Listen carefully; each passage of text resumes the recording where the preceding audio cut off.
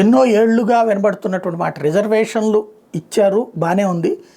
ఆ రిజర్వేషన్లు ఒక్కసారి తీసుకున్నాక మళ్ళీ వాళ్ళ పిల్లలకి రిజర్వేషన్లు ఏంటి? ఒక ఐఏఎస్ రిజర్వేషన్ పొందినటువంటి ఒక ఐఏఎస్, ఒక ఐపీఎస్ వాళ్ళ బిడ్డలందరూ మళ్ళీ ఐఏ అవుతున్నారు, లేదా వాళ్ళందరూ ఐఏఎస్లు, ఐపీఎస్ లేకపోతే బాగా చదువుకుని ఉద్యోగాలు చేస్తున్నారు.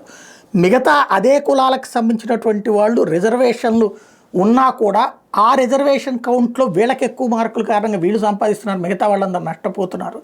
కాబట్టి రిజర్వేషన్ అనేది జీవితంలో ఒక్కసారి క్రిమీ లేయర్ అంటారు. అంటే ఒకసారి రిజర్వేషన్ పొందిన వాళ్ళు మరొకసారి రిజర్వేషన్ అక్కర్లేదన్నటువంటి కాన్సెప్ట్.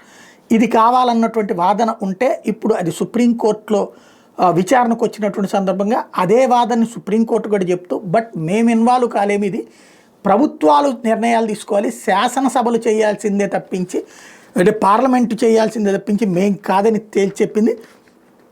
అదే సందర్భంలో దీనికి సంబంధించి కోటా ప్రయోజనాలు పొంది ఇతరులతో పోటీపడే స్థితికి వచ్చిన వ్యక్తుల్ని రిజర్వేషన్ నుంచి మినహాయించాలా లేదా అన్న అంశం మీద శాసన కార్యనిర్వాహక వ్యవస్థలే నిర్ణయం తీసుకోవాలని తేల్చి చెప్పింది.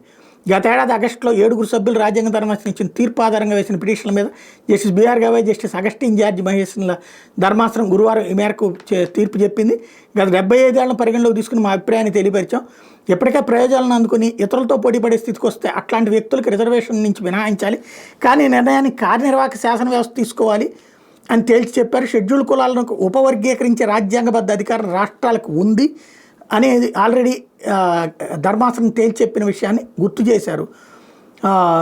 ఈ తీర్పులో కూడా ఎస్సీ ఎస్టీలో సంపన్న శ్రేణిని గుర్తించాల్సిన విధానాన్ని రాష్ట్రాలు రూపొందించుకోవాలి అని తేల్చి చెప్పారు.